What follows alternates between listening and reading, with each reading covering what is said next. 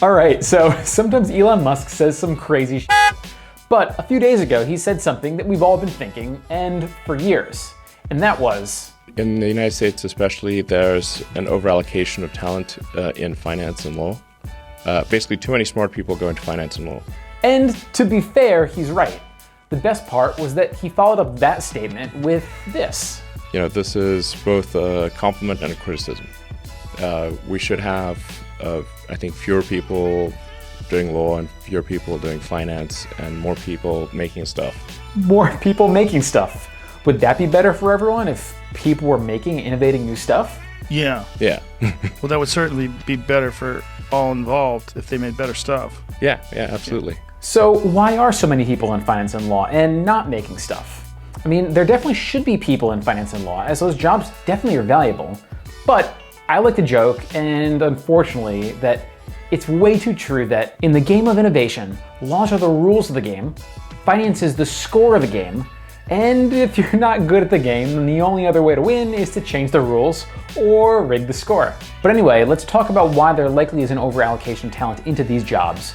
But first, make sure to hit that like button if you like this content, and if you want to hear more just like it, make sure to subscribe. Okay, so to understand this deeper, first we have to ask a very important question, and that is there an incentive for people to go into finance and/or law? And ultimately, if Elon Musk is proposing that there's too many people going into these fields, then that might suggest that there's likely an over-incentive for people to go into them, thereby creating professions that are overcompensated for the relative value that they create. Okay, so let's first take a look at the legal profession.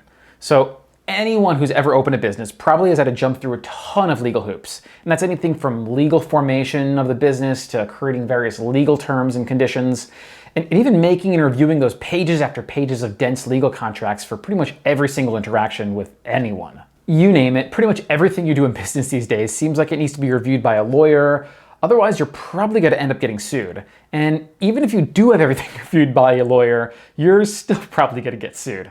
And crap, I forgot. Even all those regulatory related legal filings and business licenses that are in a ton of different industries, you'll need to complete before you can even get or are allowed to earn your first dollar in revenue. So really we're talking thousands, if not tens of thousands, or for some companies, maybe hundreds of thousands of dollars into maybe even millions of dollars of legal fees just to set up a business before you can even earn your first dollar of revenue. Just think about that. So ultimately, you're spending all that money simply on paperwork. You don't earn any money from all that paperwork, but it's something that we all need to have in order to be able to start our business. And well, the big argument about needing this is really either one of two things. Either the government regulators mandate that you have all this legal paperwork, or the other objective usually is to protect the business just in case some nefarious person were to take up an unwarranted case against the company. All right, now for the regulatory purpose, we all know that there's never going to be any significant reduction in regulation, and instead, only a general upward trend in the amount of regulations and laws. Although there are periods where we can and do see some small declines. And this upward trend is mainly due to the fact that laws in every single society ever in history always get more numerous, more complicated, and more restrictive over time. This therefore requires more lawyers to go through these laws, to interpret them, and then apply them to the ever-increasing variety of legal cases that develop each year. I mean, take a look how the United States started off, with very few, but very broad ideas that were implemented into very few laws. And then you look at today, and you get this. But we have to pass the bill so that you can find out what is in it. That is, such dense legal, complicated, but also wildly ambiguous language that really no one fully understands or really can even understand. So that really is more laws equal more lawyers to create these laws, as well as then also more lawyers to interpret these laws. That's an interesting cycle, right? And therefore, there's actually a huge incentive for lawyers to push for more laws, as well as more ambiguous laws, to then create more business for themselves. Interestingly, what's the most frequent background of people in Congress? Well, it's legal backgrounds. Yeah, that all makes sense now, right? Okay, so let's take a look now at the protecting the business against nefarious or litigious action side.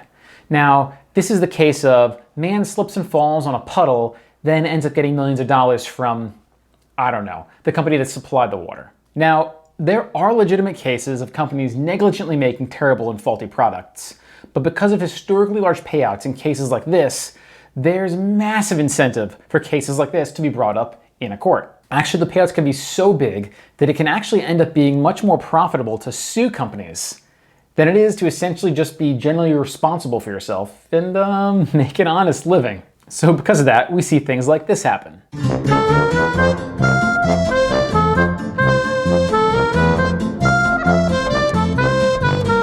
Yeah, that guy pretended to slip on water. Real gem of a human being. Thank God they got that clown on tape. But it's partially because there are so many dishonest people out there trying to make a quick buck that there's so much value to be protected by businesses from scams like this. So in a society with honest people, the societal loss to stuff like this is actually pretty small. But as societies grow and the number of dishonest people in those societies also grow, there becomes an ever-increasing incentive to be the dishonest person trying to take advantage of others. And worst of all, the people this really hurts are the honest people who actually did get hurt by bad products. Now, on the other side of this are very sophisticated businesses realizing that they can take advantage of lesser sophisticated people through offering them contracts full of loopholes buried in dense legalese. Have you ever signed an employment contract? Seems like a simple idea and it should only take maybe 1-2 pages at the most. But for some reason, it's like 10 to 20 pages long and ends up referencing about like 5 to 10 other supporting documents, some of which can be hundreds of pages long. And yeah, that's intentional. A large part of that is to naturally define the parameters of the relationship, which is completely fair.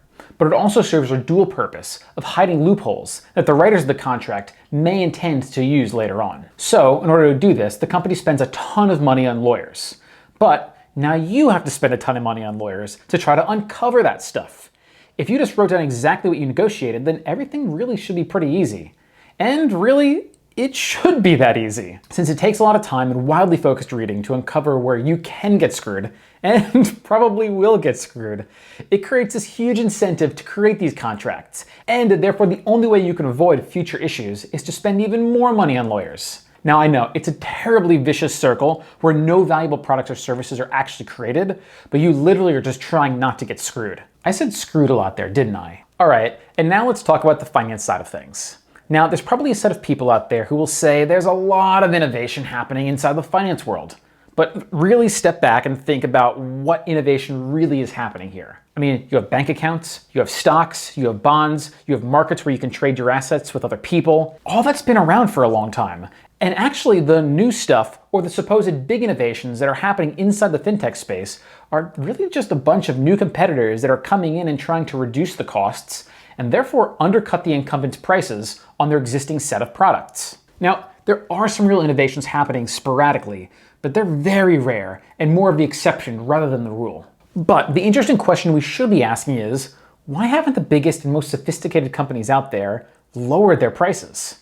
Are their costs too high? Well, the answer to that is definitely not. The true incremental cost of most of the stuff is so low that they could price it at pretty much zero. So why doesn't competition push prices down on financial transactions and thereby reduce the revenues and profits of the whole entire finance industry? Well, the answer is pretty simple.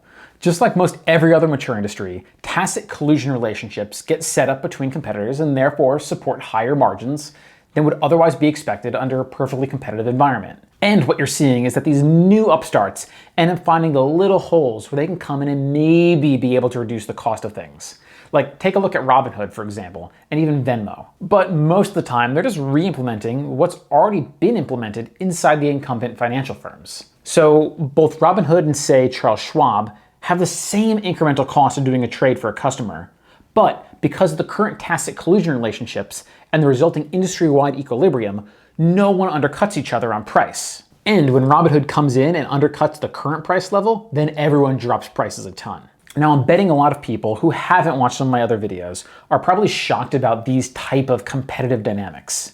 Well, this is one of the biggest reasons why companies in copyable businesses make any money. That is, the companies agree to not have any sort of competition between them, but just not explicitly verbally or written because that would be illegal, but there's other indirect methods that they use and are literally used every single day at some of the biggest firms in the world. And it's really the standard playbook that we all learned in our business school competitive strategy 101 course. And if anyone tells you otherwise, they either didn't pay attention in class or can't say that they're doing it because, well, for obvious reasons. For those of you who'd like to learn these secrets but not pay the insane amount of money to get an MBA, I'll link my How to Collude with Your Competitors video down below in the description. All right, but the question remains, why is it especially bad in the finance business? Well, it's really simple. It's a really, really, really small industry. Everyone knows each other, especially at the top levels. And like I started off with, finance is the score of the game. You literally are the platform for every other industry out there. And so, since people in the finance industry tend to make disproportionately more than they could if they were instead making things,